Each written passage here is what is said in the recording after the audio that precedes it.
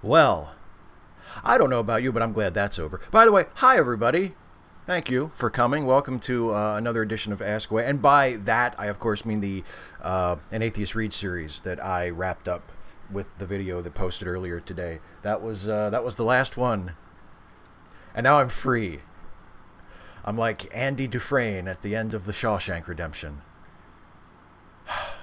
Except I didn't crawl through a mile of shit. And I'm not living in Mexico with Morgan Freeman. But those minor differences aside, I think I'm pretty much exactly the same. I'm in the exact same situation as Andy was in that movie. So anyway, hi everybody. Thanks for coming. Thanks to everybody for showing up live. Hi everybody in the live chat. As always for these shows, I am going to answer pre-submitted questions first. So everybody in the live chat, if you have questions for me, just hold on to them for a few minutes and I will turn to the live chat after a few minutes. But first, I want to answer some questions from my very fine Patreon patrons that were submitted through the Patreon page a couple of days ago. So let's take a look at those before we turn to the live chat, shall we? The first question is from a new patron, Josa or Hosa. I'm not sure how to pronounce your name, Josa or Hosa, so I apologize for mispronouncing it whichever way I just mispronounced it. But anyway, the question is, what are your thoughts of the midterms? Will there be a blue wave, or will the ignorant, disillusioned Republican voters rally to keep the GOP majority? It's tough because I can't differentiate between what I think will happen and what I just desperately want to happen. I'm going to say that I think there will be a blue wave and that the Democrats will retake at least a majority in the Senate, hopefully a majority in the House as well. I'm going to predict that, but it's a very measured, qualified prediction. I'm not. As a political prognosticator, I don't have that great of a track record, you know. So take whatever I say with a grain of salt and recognize that I'm just somebody just completely talking out of his ass, and I have no expertise to fall back on, and I'm not psychic, and I don't know what will happen. But I think if I'm reading the room correctly, there are enough people in the United States of voting age who are motivated to vote, who will be able to vote, who won't have their ability to vote thwarted by voter suppression tactics, that I think there's enough of that and there's enough of people in that group who are fed up with Trump, fed up with the Republican enabling of Trump, and angry and upset and worried about the direction the country is going, that I think there will be a change come election day. I can't say for sure that that's what's going to happen. I can't even say that I'm willing to bet money on it, but that is my feeling. And like I say, I don't know if that's just my optimism creeping in, or if that's just some kind of defense mechanism that my brain is. It's like there's a gating mechanism in my brain that's just not allowing me to believe that this nightmare will continue to go up and up and up after the midterms. Hopefully we're not in that area anymore. You know, hopefully enough people have had their eyes opened that the midterms will go, that there will be a blue wave. But I don't know. God, I hope so. God, I hope so. But we'll see, won't we? Next question is from longtime patron Dave Edwards. Hi, Dave. Thanks for the question. Dave says, we had a talk radio host actually say that he thought the CERN Hadron Collider was a demonic portal and that China was building a bigger one. For people that stupid, is it even worth the effort to reach out to them? That's a good question. I don't think it's probably not worth reaching out to every individual. You know, like if you know someone personally who is a promoter of conspiracy theories like that, it's probably not a valuable use of your time to reach out to them personally. But if you are able to talk to groups of people, if you have some kind of a public platform like a YouTube channel or a radio show or some other means of disseminating your views to a larger group of people, I think it can be useful to engage those ideas and to show why they are wrong, you know, to show why such beliefs, such statements are unsubstantiated, are incorrect, and explain why believing in those kinds of things is dangerous and is not healthy. You know, I think that is worthwhile. But getting into an argument with the crank on the radio, you know, because he thinks that the Hadron Collider is creating a portal to hell or whatever the hell. I mean, I don't know. I don't think it's worth having an argument with that person. But in general, I think responding to conspiracy theories or to just outrageously false, fallacious beliefs and explaining why they are that, I think that can be helpful if it's done in the right way. But yeah, one-on-one, starting an argument with somebody or wading in with an individual like that, it's probably a waste of time. Next, from Tom McDonald. Hi, Tom. Autumn is coming. Admittedly, not as dire a warning as winter is coming, but for many of us, not the happiest of forebodings. I'm starting to get an anticipatory dread of the dark half when my seasonal affective disorder gears up to depress me even further. Do you suffer from sad or at least get a bit blue at the lack of daylight? Or are you one of those cheery fuckers who breezes through the winter darkness with aplomb? I am not quite either one. I don't get depressed during winter because of the lower level of daylight, and I'm sorry that you do suffer from that. I've never really noticed any change in my mood due to that. I don't think I've ever experienced seasonal affective disorder. I just hate the weather. I just hate the cold, and I hate the snow, and I hate the ice. And I think winter is definitely my least favorite season because of that. Because I just hate winter weather. I hate it. I could do completely without it. When I was a kid and it meant a day off school, then it was awesome.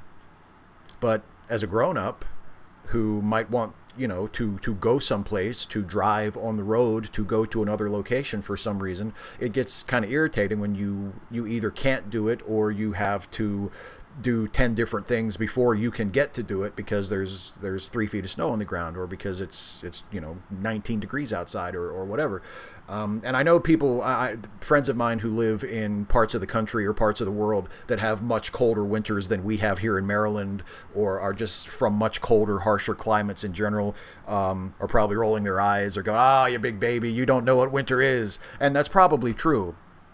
I'm perfectly willing to admit that as far as winter weather goes, I'm a complete softy, and I have no endurance or you know stamina to stand. I hate winter weather, so it's not sad for me. It's not the lack of daylight. It's the weather. It's the snow and the ice. I can't stand it. I could completely do without it. Next is from Brett Matthew Williams. What would you say to your critics who say that you have become jaded over the course of your YouTube channel's history? Genuine question. Thank you. I don't know if I've ever actually heard that criticism. And I don't know, if I personally, when I think about what I do on YouTube or I think about my channel, I don't know if I've ever really had that concern. I don't know. I mean,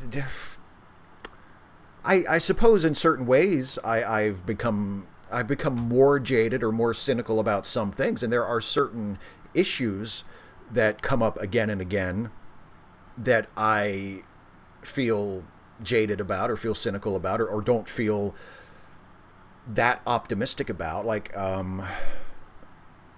gun control. You know, I think I've made at least 2, probably maybe even 3 videos over the years in response to mass shootings in this country, where it's basically been the same video. It's just been me at a loss, wondering aloud how many more times these things have to happen, and just, you know, stating my disillusionment with the whole thing, and my my bafflement at the continued refusal by large numbers of people in the United States to actually deal with this problem. so I guess you could say that I'm jaded as far as that goes, or things like the state of the atheist skeptic community, the lack of accountability for sexual harassers and abusers in the atheist skeptical community, things like that, the ongoing attempts to mainstream and legitimize and normalize hateful, abusive, harassing people within our community. You know, I get jaded about that sometimes. I get down about that sometimes. But I mean, in general, I don't think, I honestly don't think that I am that jaded or cynical of a person. And I don't think that unless I am just taking a radically distorted view of my own content, if there's just something about my videos or my approach or my messages, etc., that I'm just missing, I don't think I come across as that jaded of a person. Maybe I'm wrong. Maybe this is an area where I lack a serious level of self-awareness. But I don't think for the most part that my stuff comes across as jaded. So I don't know. And I've never heard that criticism before. So when you say, what do I say to my critics who say I've become jaded? Like, I've never heard that, you know? So I can't really say. And I don't, from where I sit now, just thinking about it in response to the question, I don't think it's an accurate assessment of me or my channel. But like I say, you know, I leave it to you to judge. I could be wrong. I could be missing something. Next from John Brockman. Hi, John. Is there anything more frustrating than being stuck behind a cop when there otherwise wouldn't be traffic? Yes. And that is knowing that there is a cop behind you and therefore you feel like you have to go exactly the speed limit. That is the worst. I mean, being stuck behind a cop, like, to me, that's frustrating too. If you're in a line of traffic because everybody's just slow behind the cop and nobody wants to pass anybody or nobody wants to go any faster, that is frustrating. But at least if you're in traffic, you can sort of pace yourself. You can go like, all right, let me get my following distance. Let me figure out what speed I have to go. And then you can just sort of, But if you're at the front of a line of traffic and there's the open road stretching out ahead of you, especially if you're not driving in the city, if you're driving in the country, and there's just open road ahead of you, and you just want to go, but you don't want to go too fast because you see in the rearview mirror there's a copper right behind you. That to me is really frustrating. That to me is worse. To me, your mileage may vary. Cars, your mileage. Come on, who's the best? No, somebody else. It's not me. Next from John Burnsy. Steve, is it possible that the use of the CERN Hadron Collider is the cause of the Mandela Effect? And if so, can we expect to notice more Mandelas in the future? Another Hadron Collider question. Sort of the accidental theme of the week. I suppose it is possible, in the sense that I cannot prove completely that it is not possible, but I don't think it is a remotely likely explanation. I think the best explanation for the Mandela Effect is just people's imperfect memories. I don't think we need to appeal to the Large Hadron Collider and say, maybe it's doing something to our reality. I think it's just people don't remember shit as good as they think they do. That's the Mandela Effect. And we will see more examples of it in the future. I don't know if we'll see more frequent examples of it, but I think we will continue to see it because I don't see human memory being perfected anytime soon, and I think that's the cause of it. And by the way, for anybody asking, everybody always asks what I'm drinking. It's just water.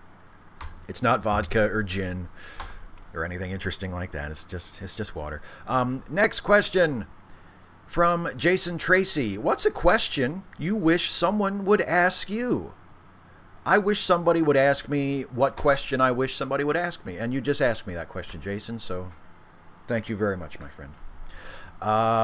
Next question is from Dr. Babylon. Steve, one of the first times I felt betrayed by the Republican Party was in the aftermath of a school shooting, when I saw all the right-wing pundits and politicians throwing the mentally ill under the bus. I've got Asperger's, and I remember thinking, what about my Second Amendment rights? One of the things I worry about with gun control is discrimination against the mentally ill and the neurodiverse. I also don't want people to be discouraged from pursuing treatment because a record of their problems could make it harder for them to get a gun. What are your thoughts on this? My thoughts generally are that the appeal to mental illness or the painting of mentally ill people as a problem in response to mass shooting events or as a part of gun control conversations is just a red herring. I think it's a distraction. I think it's an attempt by the pro-gun people to paint something other than the guns and the accessibility of guns as the problem, when to me, clearly that is the problem. And yes, of course, I'm sure, I know that there are individuals who suffer from mental illnesses that render them maybe less stable, render them maybe not the sort of folks that you might not want to have a gun. But to say that the real issue in America as far as the gun violence problem is the mentally ill having access to firearms, I just think that is a total attempt at a distraction. And it's worse than that, because as you point out in your question, it stigmatizes people with mental illnesses who are already over stigmatized as it is. And yeah, you're right. It's completely unfair to the neurodiverse, to neurodivergent people, to try to get people to look over at them and say, ah, yeah, see, that's the problem, letting those people have guns. That's what we need to fix. When that's not what is causing the problem at all. The problem is that there are just too damn many guns in the United States, and it is too easy for almost anybody, whether they are neurotypical or neurodivergent, to get their hands on one and to use it for whatever purpose they see fit. That is the problem. That is the problem. Not, well, we got to make it harder for mentally ill people to get guns. Okay, whatever. That's not the problem. The problem is the guns and the sheer number of them and the ease of access to the guns. That is the problem. That is what needs to be dealt with. Not, oh, well, mentally ill people shouldn't be able to have guns. That it stigmatizes the mentally ill. It vilifies them in a completely unfair way. It positions them as dangerous when, statistically speaking, people with mental illnesses aren't usually a danger to other people. They are more likely to be a danger to themselves. They are not more likely to be a danger to other people. It's fear-mongering and demagoguery, and it's horrible. And it certainly shouldn't be used as an excuse for not solving the real problem, which is the guns. Next, from some random geek who is in the chat. Hi, some random geek. Steve, a friend of ours, says on Facebook that Disenchanted is good. Other friends said it is good too. Me and someone else express how we haven't seen it because of critics saying it was overly generic. To which the original poster said to never trust critics. And critics are just people with opinions who happen to have the luxury of a platform to air those opinions. I've read way too many hatchet job reviews to trust critics.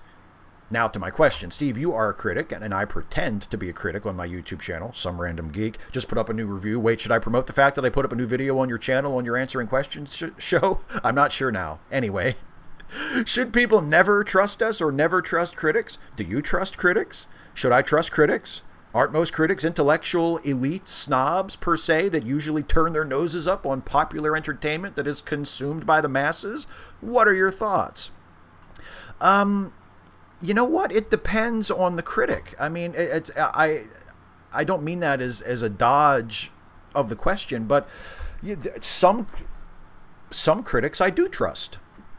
Other critics I don't. I think it depends on the critic. And I think just pointing out, oh, a critic is just someone with an opinion. Well, no shit.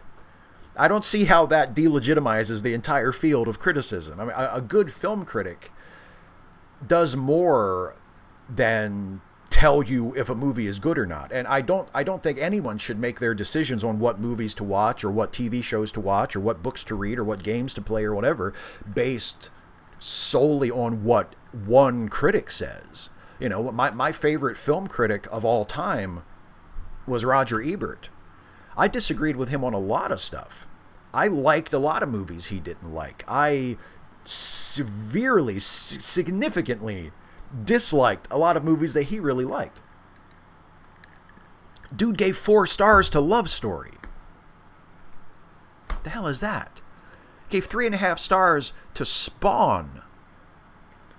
I don't understand that. But overall, I trusted his opinion. I found him to be a valuable voice. I read all of his reviews, you know, even for movies I knew I wasn't going to see, because I liked him as a writer and as a critic. And there are other critics that I feel that way about now. And I don't think you should view them as authorities. I think you should recognize them as what they are, which is people with opinions who are sharing their opinions about something that they are passionate about and that they know a lot about. Yeah, some critics are snobs. I tend not to read those critics. Some critics are just contrarians, you know, who seem like all they want to do is just piss on whatever is popular so that they can seem like they're above it all, like they're better than the popular taste. I tend not to read those critics. I read critics that I think are being genuine and are being fair and are just doing what a critic is supposed to do, which is to articulate what they thought and what they felt in response to the thing that they're writing about. That, to me, is what a critic is supposed to do. Did you like the movie? Why or why not? If you didn't like it, what about it did you think didn't work? It's articulating your opinion, your response to a piece of media, to a piece of art. That's what a critic does. And that's all I'm looking for. And a good critic can not only tell you if a movie is good or bad, which is subjective anyway, but can help you to think about it, can frame the movie in a way that makes you think about it, or ask questions, or notice things that you wouldn't have noticed before, or appreciate things that you wouldn't have appreciated, or notice problems that maybe you wouldn't have noticed otherwise. There's all kinds of things that a good critic, a good analyst, can do. And yeah, it depends on the critic. It depends on the critic. And just pointing out the obvious, that it's just a person with an opinion, to me, that's just a pointless observation. Well, no shit. It's like saying a baseball player is just someone who throws a ball. Well, thank you. Glad you cleared that up. Okay, last patron question, and then I will turn to the live chat for a few minutes. By the Lake 23 says, the minimalists like to say that it's okay to be on the mountain without proving to everyone else you were there to see it. Do you feel sometimes our lives are wrapped in too much of the demonstrative act of living and not enough on the actual living? How can we be more present in the present? That's a great question. That's like a self-help type question. That's like the kind of question you would ask, you know, like a guru who had just published a book, who is on Oprah or something.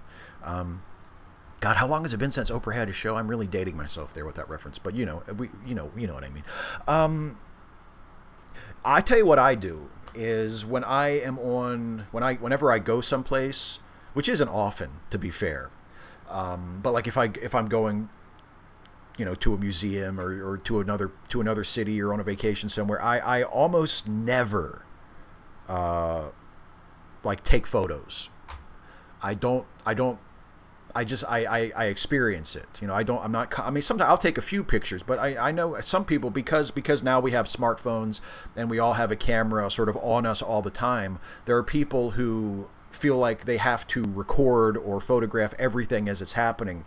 And I would rather experience the thing as it's happening. I remember, I'll give you an example. A couple years ago, me and my buddy Doc, who used to co-host a wrestling live stream with me here on this channel, we went to a pay-per-view in Baltimore, and Doc and a bunch of the other people in the audience as well, like, they were recording the matches on their phones, and not like wall to wall from the beginning to the end. It's not like everybody was like this through their phone the entire night, but there was a lot of that. There was a lot of people who were like watching. They had live tickets to the event, but they were watching the whole thing through their phone and recording it, or snapping pictures or whatever. And that just seemed exhausting to me. And it seemed like what a perfect way to not enjoy the thing that you paid all this money to come and see. And that's my solution to the problem you're describing. That's my attitude. Is if you're going to go somewhere, then go and experience it and be there in the moment, and don't worry about documenting it. You know, you're not a journalist, you're not at work. Yeah, okay, snap a few pictures here and there, like, you know, take some mementos to remember it by, but don't feel like you have to document the entire experience just because you have a camera and you can record everything that you see and do. Just be there and live. You know, I think that's so important, because I don't want to experience my entire life through a phone, through a camera, through a viewfinder. That just seems exhausting to me, and not at all what I want to do. So that's my philosophy, is just don't, you know, bring the camera out for like a special moment or for something that you planned, or, you know, something like that, but don't be like this, recording everything as it happens, because then you're not experiencing it. You know, then you're just an observer, you're a bystander. And if you want to actually be the person doing it and experiencing it, then put the camera away and just live, you know, just have fun. That's my own modest suggestion. So that's it for the patron questions. Now, what do you say we take a look at you fine folks in the live chat? How is everybody doing? I apologize for neglecting you, but, you know, here's how we it's just how we roll here at Ask Away. So let me scroll back a little bit and see if I missed any good questions.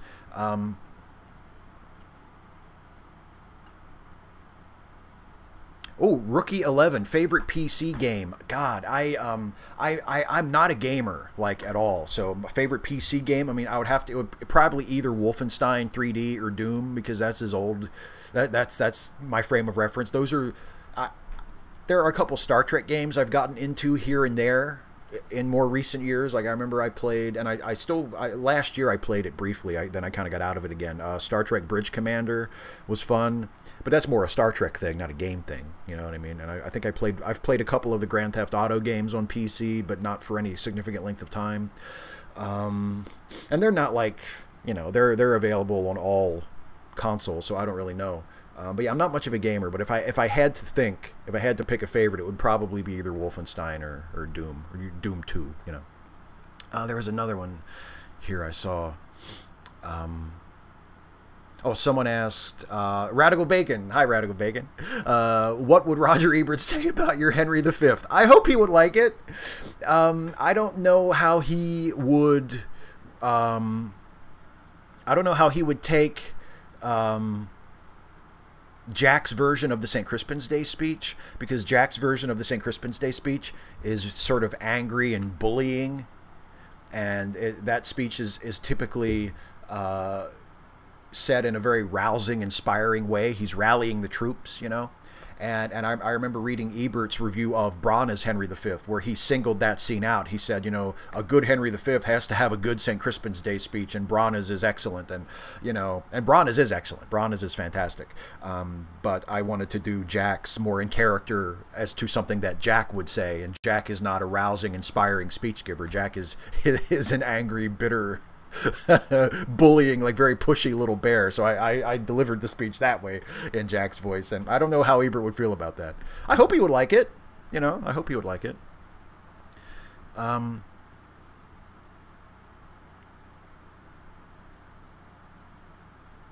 Anthony Hayslip, if you could have any superpower for 24 hours, what would it be, and what would you do with it? Or even better, pick any three. Oh man, I don't know if I could pick. I could pick like the classic Superman trifecta. I could say flight, super strength, and invulnerability. That would be a cool trio of powers to have. The superhero starter kit. And then I guess I would basically just be Superman at that point. I would just do Superman stuff. You know, stop bank robberies, that kind of thing. End hostage standoffs by flying in and getting between the gunmen and the hostages and the bullets bounce. So I would do the Superman gig. I'd be like old school 1950s low budget George Reeves Superman. You know, crash through the wall, punch the gangster in the face, but not too hard, not hard enough to kill, just hard enough to daze or to knock out, and, you know, save the day, and then go flying off, leap through the window George Reeves style and fly away. That's what I would do.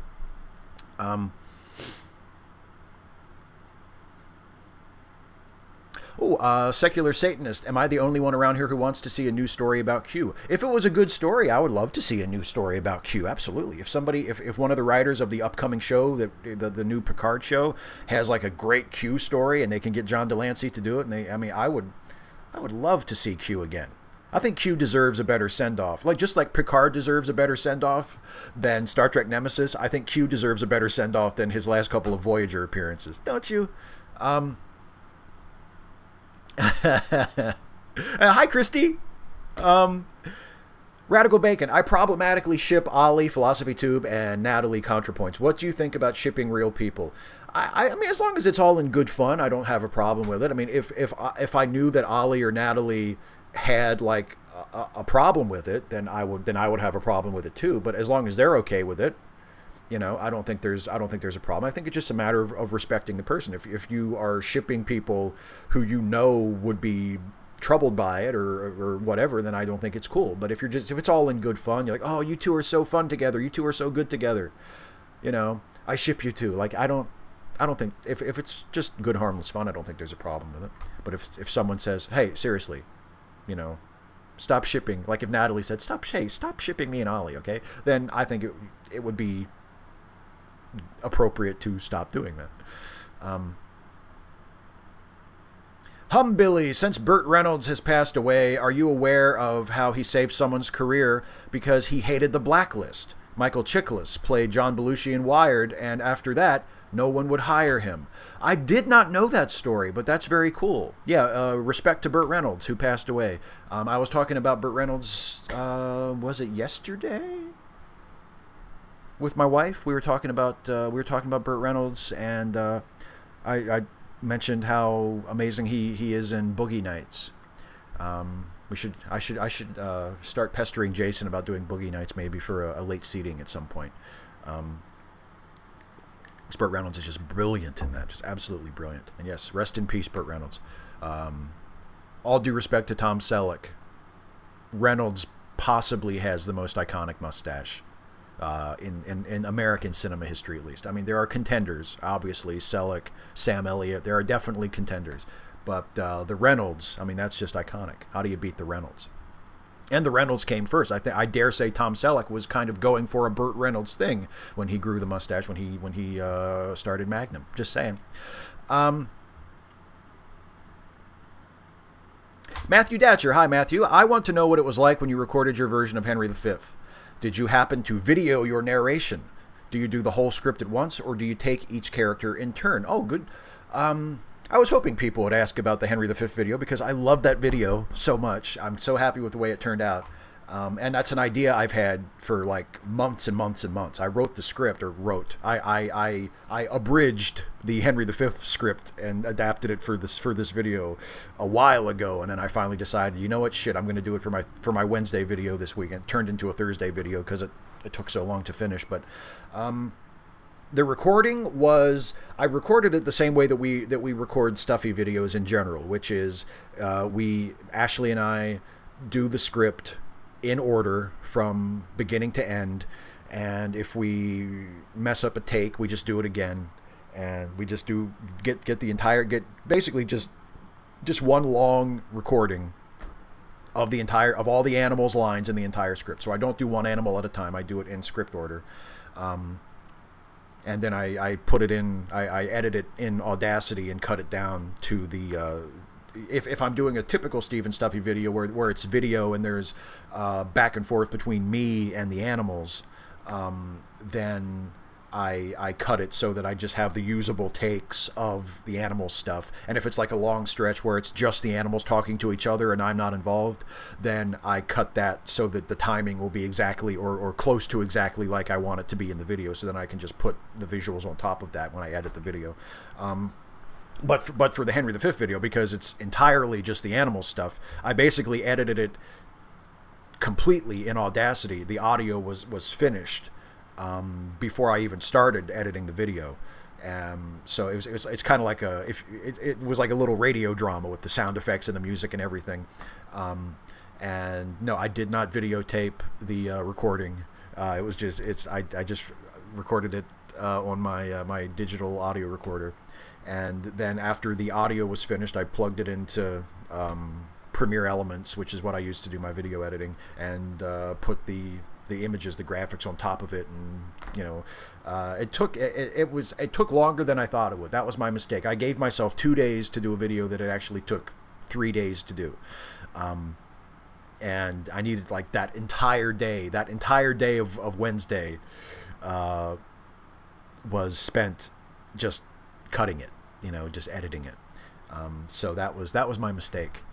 That was my mistake in realizing that I didn't have as much time as I thought I would. But yeah, it was a fun video to do. Let me see. Oh, the next one's about Henry V too. This is from Nate. Greetings, Steve. Will there be more theater from Stuffy and the gang? I loved Henry V. Jack as Harry was a great choice. Well, thank you. Yeah, I don't know when. I don't have like a timeline, and I haven't started to work on any of it. But I want to do Hamlet. I want to do Hans as Hamlet. And someone in the comments of the Henry V video suggested Stuffy for Polonius. So I think Hamlet will be the next one. But I don't know when. And I don't know. I haven't got it cast completely yet, like other than Hans as Hamlet, because Jack as Henry V was what made me want to do this. That was where I got the idea.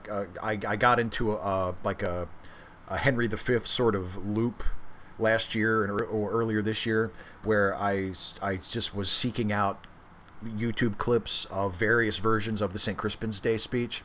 And of course, I watched Brana's version again, and I watched Olivier's version again, and I found this really amazing version of it by Mark Rylance from the Globe from 1997. I think it was right after it was the first play that they did when they rebuilt the Globe, and they did Henry V, and Mark Rylance played Henry. And there's a few scattered clips of it online, and one of them is the St. Crispin's Day speech, and it's like the best version of the St. Crispin's Day speech I've ever seen. Like, it was just amazing. If you've never seen it, look up Mark Rylance's Henry V St. Crispin's Day speech. It's phenomenal. So real, you know what I mean? Like, so it's just perfect, and not the way I've seen that speech done before. And I thought, wouldn't it be funny if Jack did that speech, like in character as himself? If he did Henry V, but he wasn't acting, he was Henry, but it was Jack's personality. And it was, and actually, it wasn't the St. Crispin's Day speech. It was the balls to gunstones scene. That is the first scene in my video. That was I watched the St. Crispin's Day speech, and then I started watching other clips from the Brana film, and sort of remembering it. It's been a long time since I saw the movie from beginning to end, and I watched that scene, which is awesome in the Brana version. Just amazing staging and performance of that scene. And I thought, that's like a total Jack scene. Jack would nail that scene, you know, where he's yelling at the messenger, and he's, you know, tell the pleasant prince that this mock of his hath turned his balls to gunstones, and his soul will stand sore charged for the wasteful vengeance that will fly with him. I thought, wow, that's a Jack line, man. Like, that's, oh, I could hear it in Jack's voice. So I said, at first I just was going to do that one scene with the animals, and then I thought, no, I should do a few more. Like, I should let him do the St. Crispin's Day speech, and you know, once more into the breach. And so I just kind of cut the whole play down to those like 3 or 4 scenes, and said, shit, I'll just do it. You know, I'll just do like a very, very harshly abridged version of Henry V with the animals as characters. Tried to give each performer their own little moment in it.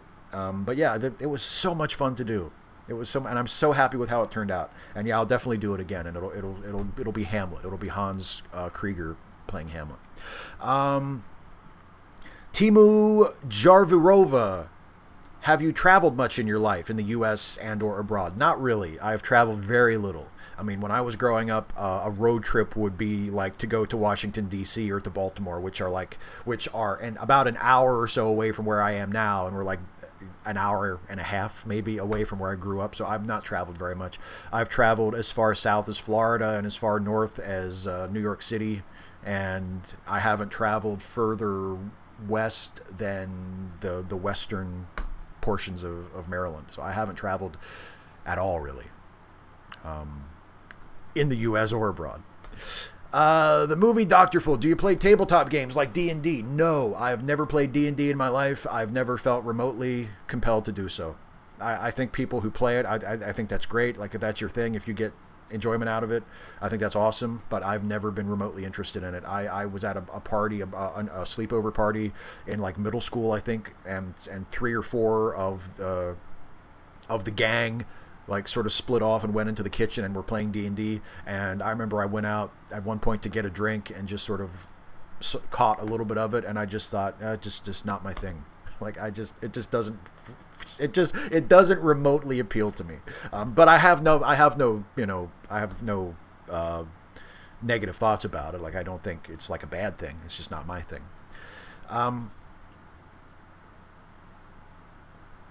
Fallout 2 forever. Okay, can you point out a few specific things Trump himself has done or has attempted to do that have been stopped that we actually know is the result of protesting?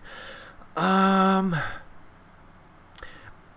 mean, I guess it depends on what you define as protesting. I know that the attempted appeal of the Affordable Care Act didn't happen because people called their senators and called their members of Congress and absolutely would not let them do it. Like, made it abundantly clear that they did not want that to happen, and enough of them got through. Like, it moved enough senators. Certainly didn't move everybody, but it moved enough people so as that they knew that it wouldn't pass and they couldn't do it.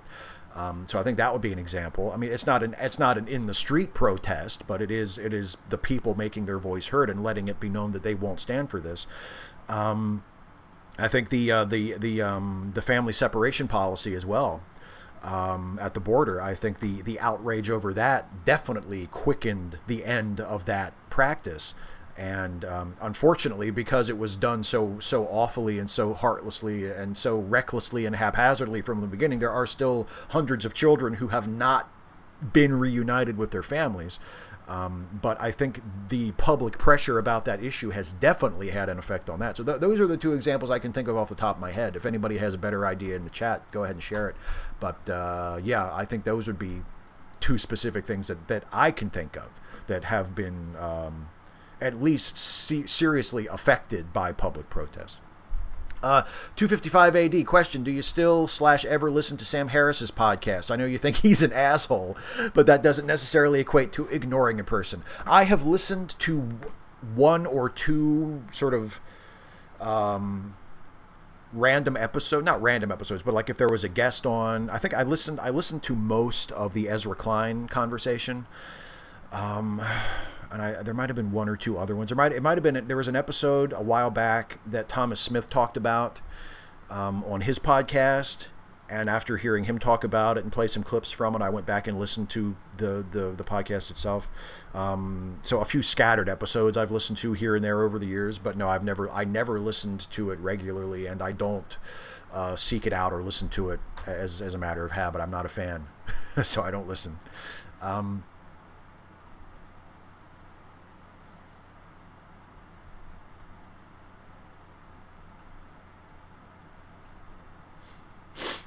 Brian Boitano, what can I do to convince my friends to vote Trump in 2020? Are they racist?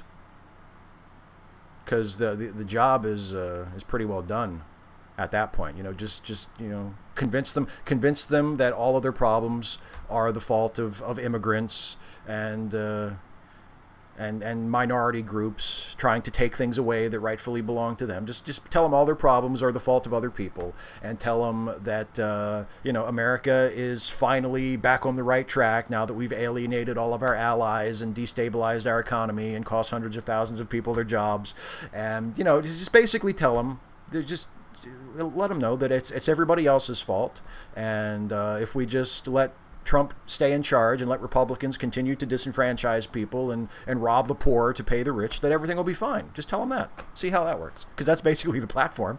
That's basically the platform. Blame the other people and rob the rich to pay the poor, and give the finger to the rest of the international community, and ignore our treaties and ignore our alliances, and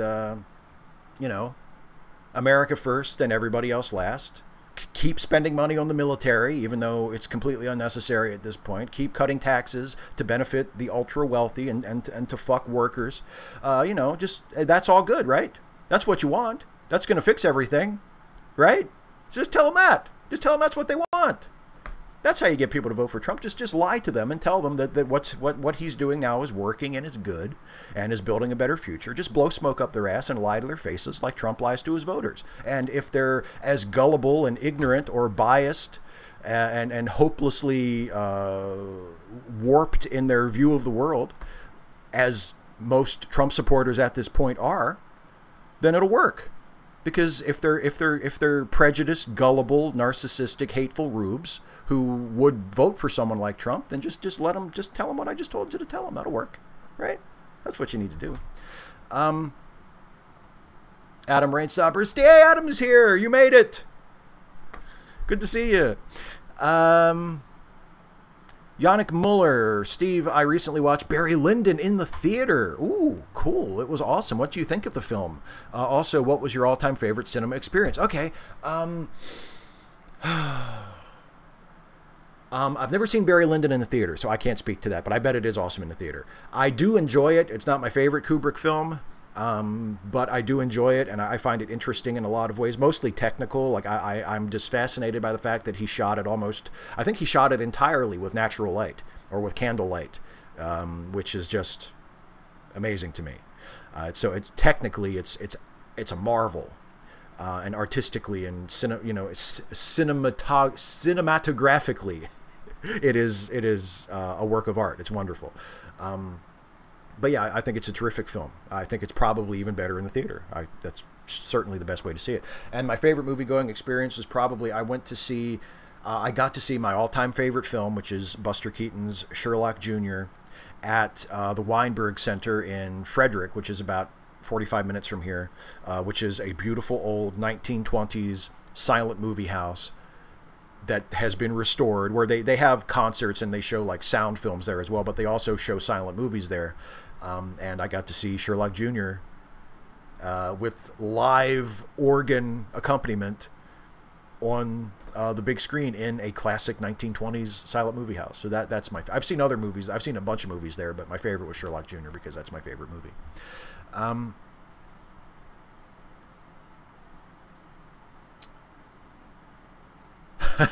Some random geek. That Henry V video was great. Did I write it? Isn't that a great? Come on, I love that ending. I love my favorite joke. My favorite joke in any Stephen Stuffy video is that I am a complete doofus. That's my favorite joke to make, and I like that. I just love that ending. I'm sorry. I'm sorry to toot my own horn, but I'm so pleased with myself about that ending. And I think it's cool that you felt the need to watch more Shakespeare. That's awesome. Okay, Christy, I had a Henry V question too. What challenges or joys did you find in delivering the dialogue? You know what? There were times during the recording when, not so much during Jack's parts, because I felt like I had Jack's bits pretty well down, and most of Jack's bits are like some of the most well-known parts of the play anyway, so I kind of knew those and knew the rhythms and knew how I wanted to say them as Jack going in. But some of the other characters, like Hans, when he's going through his expository dialogue about Salic law and how Henry has a claim, some of that was tough, where like the Hans voice and accent and the Shakespearean dialogue and the demands of it kind of got the better of me and kind of ran over me, where I had to go back and sort of take a breath and go, okay, I'm going way too fast, or I'm doing it in a rhythm that doesn't make sense, where it sounds like I don't understand what I'm saying. You know, it doesn't sound like it's somebody communicating to somebody. It sounds like just somebody reciting poetry that they memorized, you know, phonetically, and they don't understand what the words mean. Which is a pitfall, I think, of Shakespeare for a lot of people, where like you're just so you're intimidated by the language, and you deliver it in a way that doesn't sound like a person actually talking. It just sounds like a student reciting Shakespeare. I got a couple of those. I had a couple moments like that, and I think there are probably a few moments like that that are in the finished video where it just doesn't. It's not as good as it could be. But the joy was delivering those speeches as Jack, and just how much fun that was. It was so much fun to do that his mock hath turned these balls to gunstones scene in character as Jack. That was such a joy. It was so much fun to record that scene, and then to edit it and have it turn out to what I think turned out so well. And the St. Crispin's Day speech too, because I feel like that, I don't know if I've ever seen the St. Crispin's Day speech done in that way. It's not necessarily the right way to do that or the best way to do that, but it's the way that Jack would do that. You know, he wouldn't give a rousing, inspiring speech.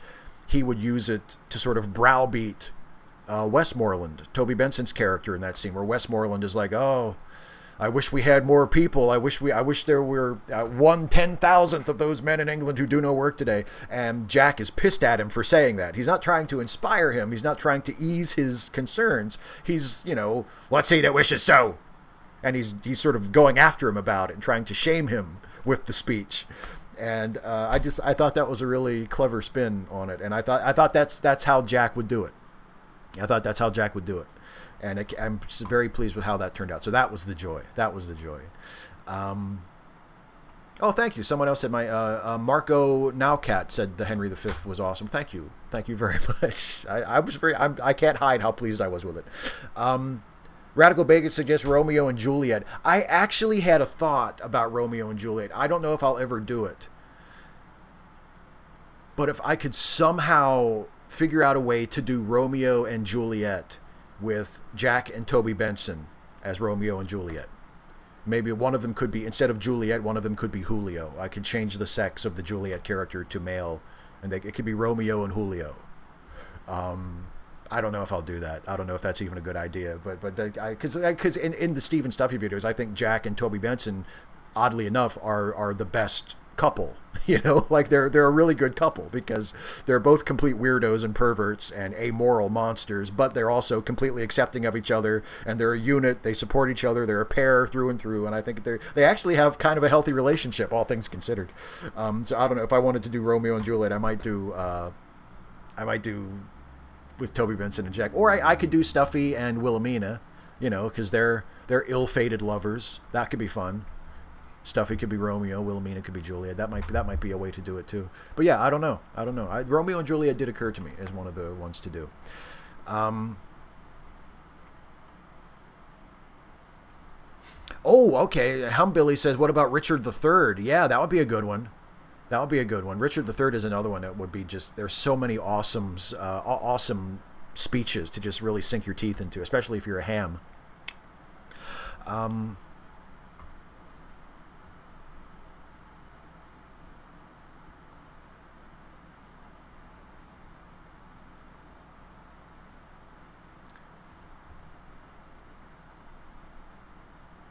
Adam Rainstopper says, have I ever done yayo? No, I'm not even entirely sure what it is, so I don't know. Is that like is it like a euphemism for Coke or something? I don't know. No, I've never done it.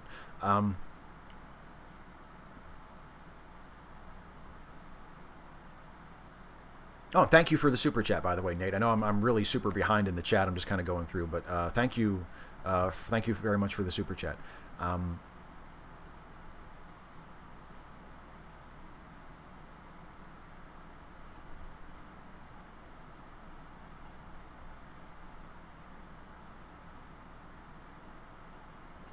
$2.55 AD. Am I in favor of UBI? Yes, I'm very much in favor of universal basic income.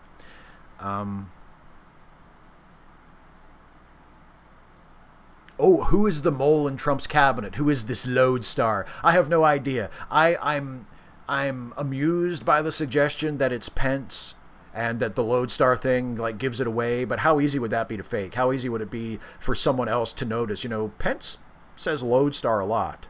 So let's make sure to use that word in the op-eds to throw people off. Like it just seems like that would be too easy to just put in there to throw people off. I have no idea. I have no idea who it is, but I hope it's someone senior, and I hope it's someone very close to Trump, very trusted, because that would just make it all the more delicious when it turns out who it is.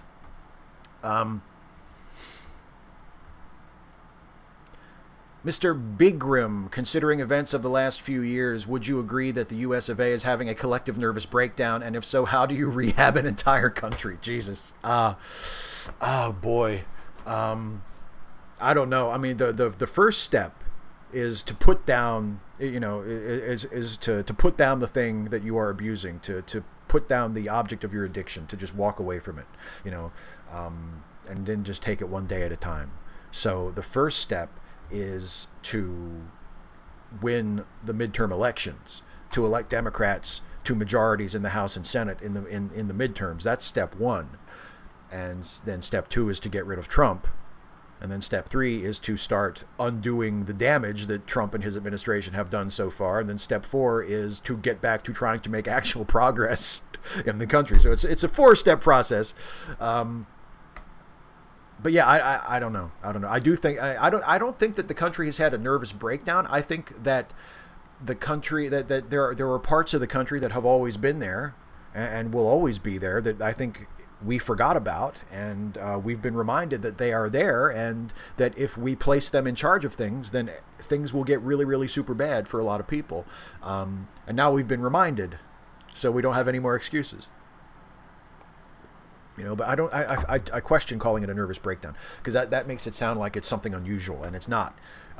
The factors that elevated Trump to power are not new and are not unusual. They are long-standing parts of American society that have been engaged and motivated and empowered, but are certainly not new, unfortunately.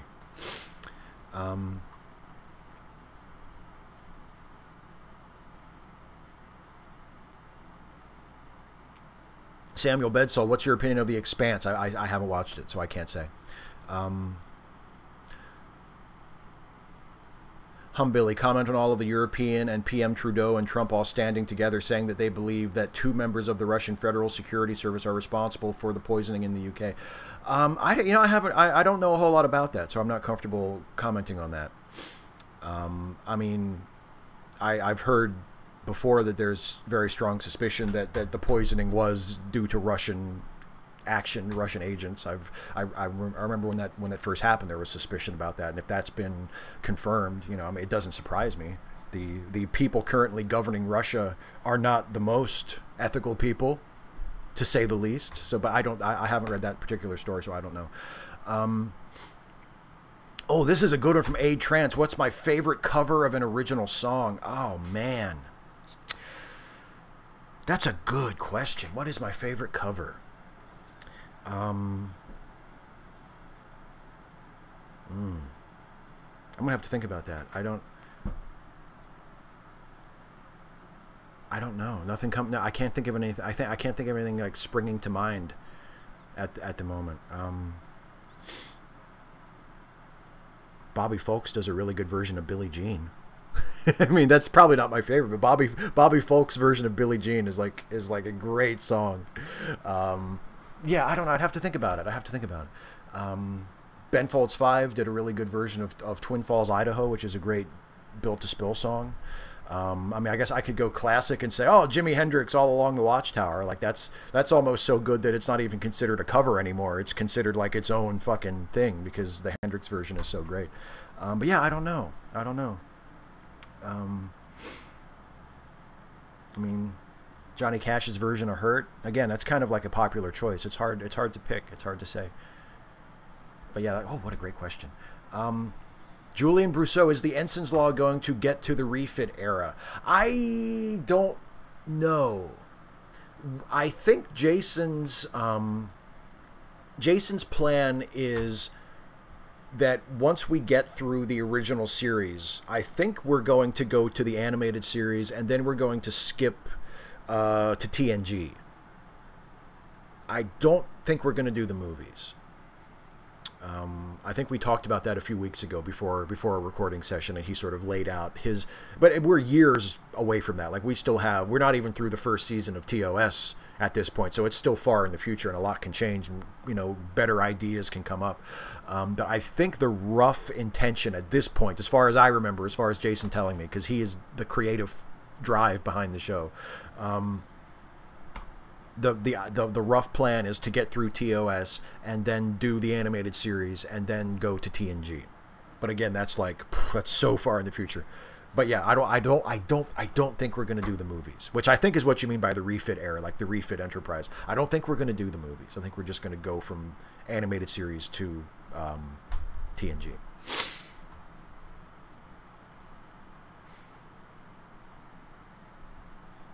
Am I floating in there? Adam Rainsummer, am I floating in the sky?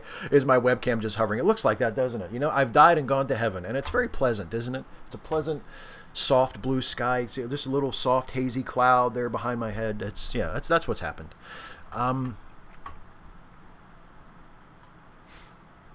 you know what? Yeah, the Disturbed cover of Sound of Silence is great. Yeah, absolutely. There's another. There was oh, who's the guy who did the minor key cover of Every Breath You Take? Chase Hofstetter.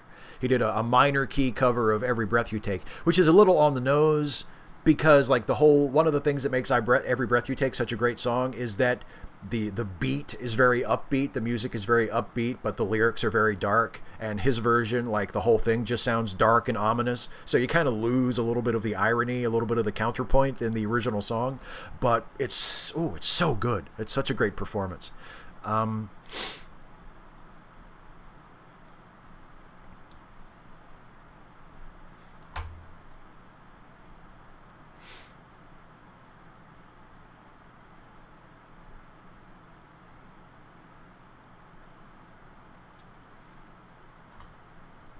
Oh, Radical Bacon! What a great question. Would you punch a Nazi if it cost you $1? Absolutely.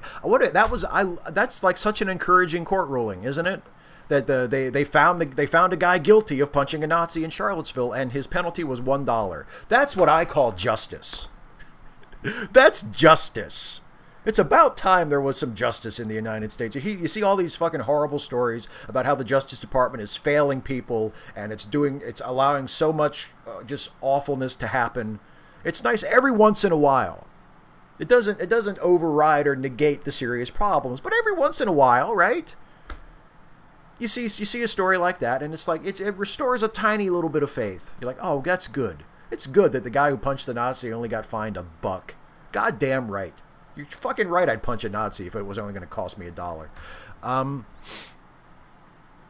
Oh, have I ever, Fallout 2 Forever, have I been in any public spankings since the one on Thunderfoot? Yes, I did one, was it earlier this year, or was it last year, about wrestling. We watched the legendarily awful Legends of Wrestling, or Heroes of Wrestling pay-per-view from 1999. That was the last one I was on, I think. I think it was earlier this year, but it's been a while ago. But yeah, that was the last one. I think the one before that was the Thunderfoot one. That I was on.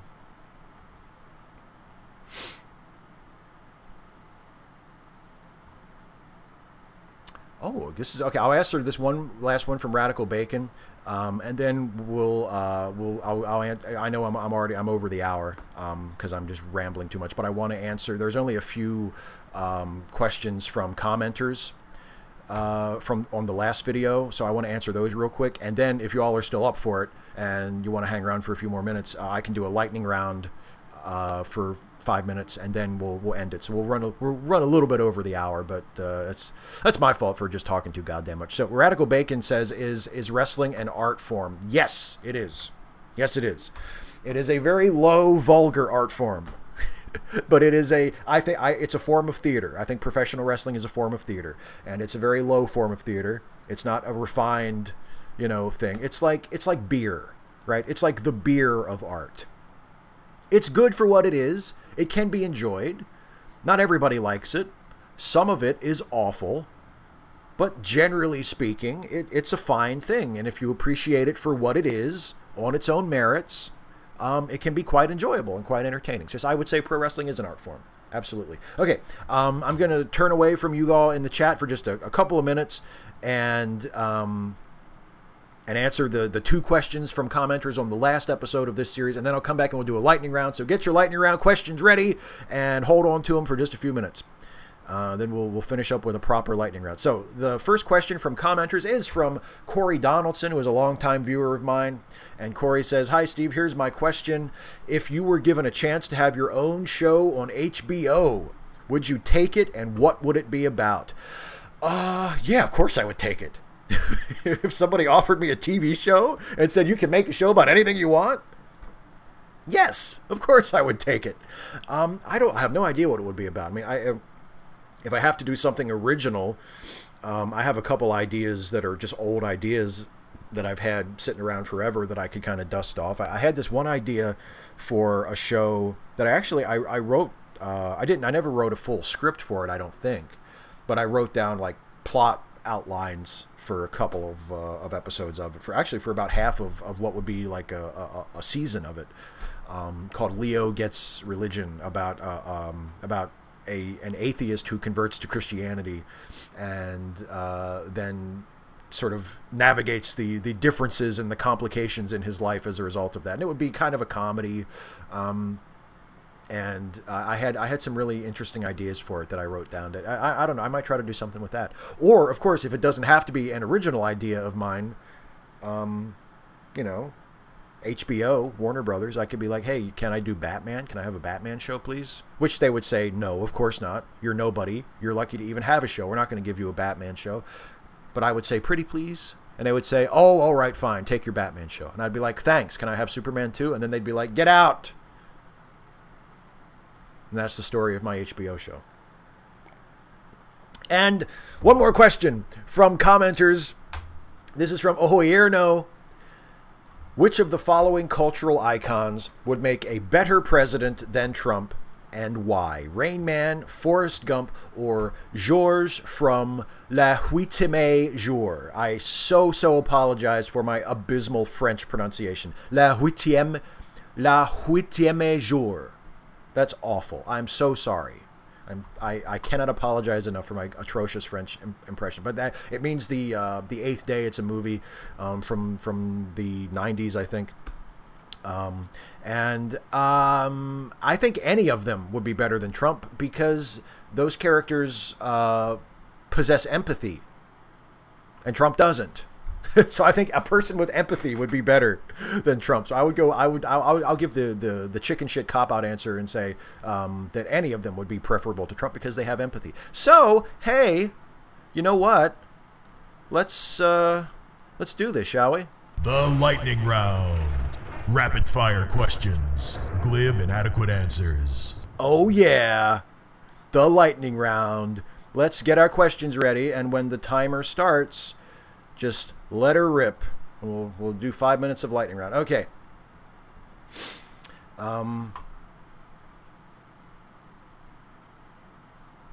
Yeah, Leto Anna is going to be mad at my French pronunciation. I'm so sorry. Oh, Bruce Barton, what's your version? Why is your version of Henry V not cultural appropriation? I know it isn't, but why? I don't know. Is it cultural appropriation to do Shakespeare in an English-speaking culture? I'm not sure. I think Shakespeare is so ubiquitous. I don't think you could call Shakespeare cultural appropriation unless you staged it in a way that incorporated another culture in like a really disrespectful way. Then I think you would have a case for it. But I don't know. I mean, maybe if I don't think of it as cultural appropriation. If somebody else did, I would be interested to hear why they thought so. I would be I would be open to hearing that.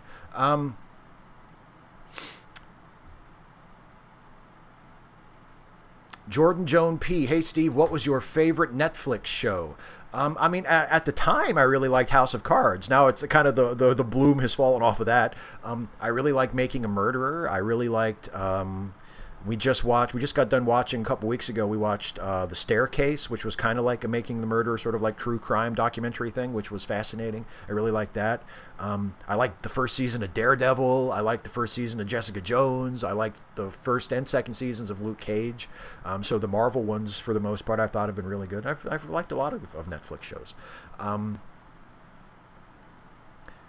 Gray Aria, what are your thoughts on Senator Cory Booker releasing documents pertaining to the Kavanaugh confirmation hearing? I applaud him for that. I think that was the right move. I think it was, I mean, obviously he's taking a gamble, and the gamble could pay off very well for him, for his political ambitions, because he said, I don't care what the penalty is for releasing these documents. It's important. And then he released them. Good for him. I think people have a right to know that stuff. This guy is going to be on the Supreme Court for the rest of his life. If there are documents that show why he would be unfit for the court, or that show, that he has given misleading or dishonest testimony to the committee, I think people deserve to know that. And I applaud Senator Booker for releasing that stuff. Mr. Bigram, Coke or Pepsi? Coke all day, not even a competition. Nathan Dreeling, does talking about Donald Trump or other things in politics ever get exhausting for you? It does for me, and sometimes depressing, because it feels like there isn't much I can do. Yes, absolutely. A couple weeks ago, you might have seen me talk about how exhausting it was to do a Facepalm 5 that week, because the news was just so awful, and it just piled up, and it was super depressing. So yes, it does get to me from time to time. Not often, but sometimes it does, yes.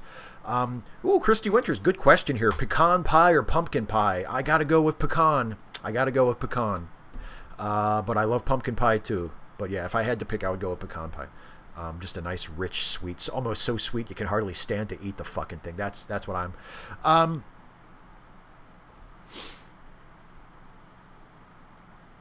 Some random geek says that Austin Wilson asked, what do you think about spiritual atheist or atheist pagan? I don't have a problem with it. Like, if that's your thing, I don't judge. If someone calls themselves a spiritual atheist, or says they're an atheist pagan, or whatever they call themselves, I don't have an objection to any of that.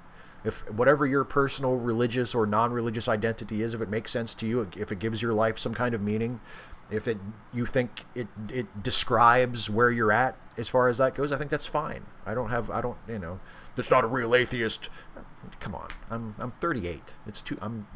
Life is too short for that kind of shit. Whose voice is your lightning round intro? That's my voice. The lightning round. Martin Hall, favorite Star Trek character? Yeah, it's tough. Dr. McCoy for the original series. All time, all franchises. I don't know. Maybe Sisko, Captain Sisko. How much wood would a woodchuck chuck if a woodchuck could chuck wood? 42. The answer is always 42. Radical Bacon, I'm taking 18 credit hours this semester. How dead will I be in December? All the way dead. You will not be mostly dead. You will be all the way dead. Or predominantly dead. Fallout 2 Forever. Any thoughts on my favorite band, The Offspring? Yeah, I dig The Offspring. I was never like a huge fan. I never bought I don't think I ever bought any of their albums, but when one of their songs came on the radio, I thought they were a good band. They played some really catchy tunes. Yeah, I like The Offspring. Actually, my old boss was a huge Offspring fan. Is Barkley Section 31? I see no evidence of that, but maybe. I don't know. Do I need to put lightning round before my cue? Because I didn't. No, you don't need to. Okay, that's time, but I'm going to answer the remaining questions in the chat because that's how I usually do it. Okay. 255 AD, you're going to be reincarnated, but you can't know your next self's race, gender, or sex. What country do you want to be born in? The good old US of A. God damn it. Or maybe Australia, because they have gun control.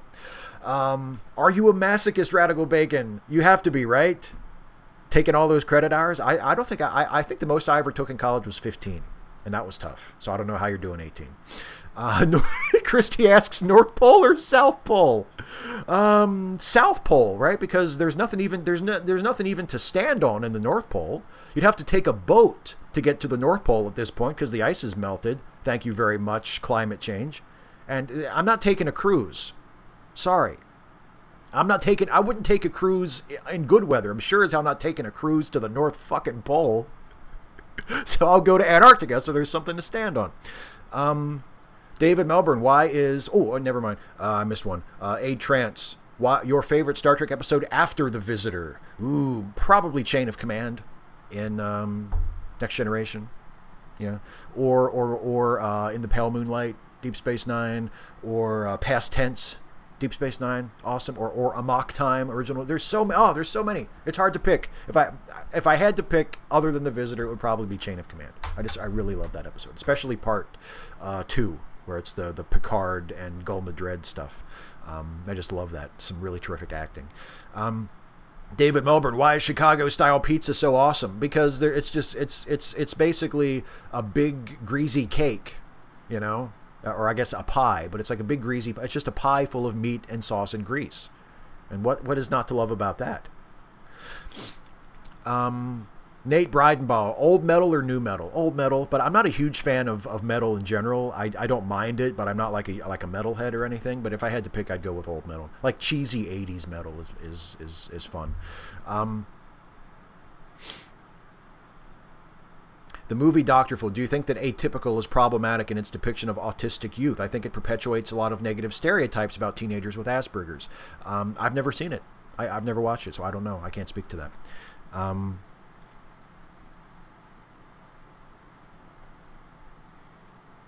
God damn, Matthew, you took 19 credits? Yikes. Oh, Gray Aria, thank you for the super chat for the Hitchhiker's Guide and because I watched more news. Well, thank you very much. It's good that my preferences have got me a donation. I appreciate that.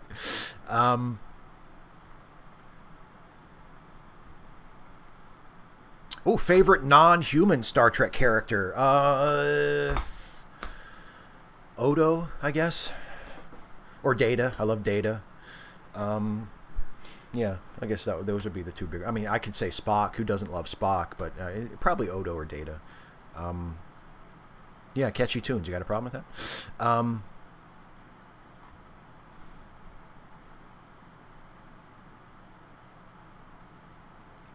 Okay, here's an Ensign's Law question. Is Baby going to destroy us all, or just you, Ensign Riker? Baby's going to destroy me. The one you really have to worry about as far as destroying everybody is Spot. The dog is going to kill everybody. The dog has the power and the intention, I think, to kill everybody. So worry about Spot if you're worried about like existential destruction. Don't worry about Baby. I think Baby probably is just going to take it out on me, and possibly Ensign Barkley. Just collateral damage. Oh, and thank you. Also, Adam, thank you for the super chat. And Humbilly, thank you for the super chat. Oh, that's a great Johnny Cash singing If You Could Read My Mind. That is a good cover, actually. That is a good cover, right? A lot of his songs on the American Recordings albums are really good covers. What was the other one he did? The Mercy Seat, I remember from one of them, is really good. A lot of Cash's covers. His cover of One is pretty good. U2's One. And what's the other one? A Solitary Man, which is a Neil Diamond song. I'm not really a Neil Diamond fan, generally speaking, but I thought his cover of Solitary Man was pretty good.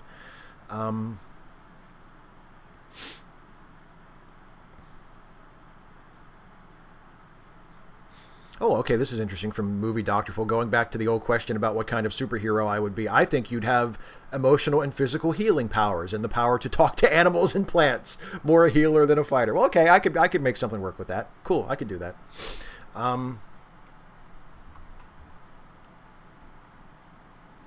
Oh, Sir Kidalot, when's the next Ensign's Log supplemental? I may have intercepted several rather sensitive transmissions. I don't know when the next one is. We don't do those. That's not a regular thing. We do those when we get enough questions accumulated that we can answer the questions. So I don't know if we're recording a new one this week or not. I know this weekend is a recording session. We're recording a new late seating and a new Ensign's Log, but I don't know if we're doing a supplemental or not. Jason usually doesn't let me know until day of. So I don't know. I don't know.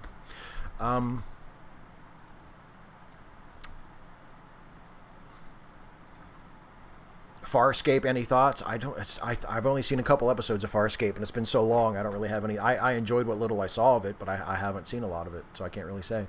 Humbilly says, how do you feel about Elon Musk smoking a cannabis-infused cigar on the Joe Rogan show? I pay almost no attention to anything that Joe Rogan does or anything that happens on his show, so I don't care if the dude smoked a cannabis-infused cigar on Joe Rogan's show. Let Elon Musk can do whatever he wants. I'm not overly fascinated with Elon Musk either, to be honest. So yeah, I've seen like the memes of it, but I haven't actually watched the video, so I don't know. And okay, last question from Tim Menke, and then I'm going to wrap this up. Nike, best shoe or greatest shoe? The shoes are okay, but the ad campaign and the choosing this moment to feature Kaepernick as their 30th anniversary Just Do It pitch person, absolutely brilliant. 5 stars for that. Absolutely brilliant. The shoes, a little overpriced, to be honest. You're paying for the brand, not so much for the quality. Although I think the only pair of Nikes I ever actually owned, like, they were really good shoes. But shoes, whatever. Shoes are shoes. But the ad campaign, that's genius. And good on them, even though they're obviously just trying to sell fucking shoes. Okay, that's it. Thank you, everybody, for being here. Thanks to all of you for being with me in the live chat and for sticking around. I know I went about 20 minutes over my typical time. These are supposed to be an hour, and I just blathered on and on and on and on. But thank you all so much for the questions. Oh, Radical Bacon says, I really want you and Jason to be in the same room together sometime. So do I. That would be awesome. Just, you know, and maybe we could record something, or maybe we could just hang out. I would love to actually meet Jason in person. Well, I'm sure it'll happen at some point. I'll go to California, or he'll come here and we'll hang out in person. Yeah, that would be cool, because we've done so much work together from opposite sides of the continent. It would be cool to meet each other in person. Yeah. So yeah, okay, that's it. Thank you, everybody. As always, for joining me. I want to remind you, it's been mentioned a couple times, thanks to your excellent questions, that in addition to the YouTube stuff, I also co-host a couple of podcasts as a part of the Let Me Listen podcast family. They are, of course, Late Seating, the movie review podcast, and Ensign's Log, the Star Trek-themed comedy podcast that dropped a new episode just today. So if you've never listened to the Ensign's Log before, and you like Star Trek, and you like people having some fun with Star Trek, it's a great show. It's so much fun to do. Jason Harding and I play low-ranking officers on a certain famous Starfleet vessel, and you get to see what adventures we are having in the midst of the events of Star Trek: The Original Series, and it's just been a ton of fun to do. And the new episode dropped today, and we're recording the next episode. And the next episode of Late Seating, which will be a review of Lawrence of Arabia, over the weekend. And those will be out next week and the week after that. So yeah, those are the podcasts that I do. You can check those out at letmelistenpodcasts.com, or you can subscribe using whatever your favorite podcast app is. The links for the RSS feeds for both shows are in the description of the video. I also want to remind you that I do this for a living, and if you enjoy the videos that I make, and you enjoy these live streams, and you enjoy the hangouts that I do, and the regular produced videos that I do on a weekly basis, and you can afford it and you think I'm worth it, you can help me continue to make videos and to make more and better videos by supporting the channel through Patreon. Go to patreon.com/Steve Shives. Many of you in the chat right now are patrons. I thank you so much for your support. Many of you watching right now are patrons. I thank you for your support. And if you, like I say, if you like the videos that I do, if you dig what I make here on the channel, and you can afford it and you think I'm worth it, $1 a month, $5 a month, more if you think I'm worth it, helps out tremendously, enables me to continue to do this. So thank you all so much for your support in whatever form it takes. Thank you all for watching. Thank you all for the questions. And that's it. I'll see you in 2 weeks for another one of these. Take care, everybody.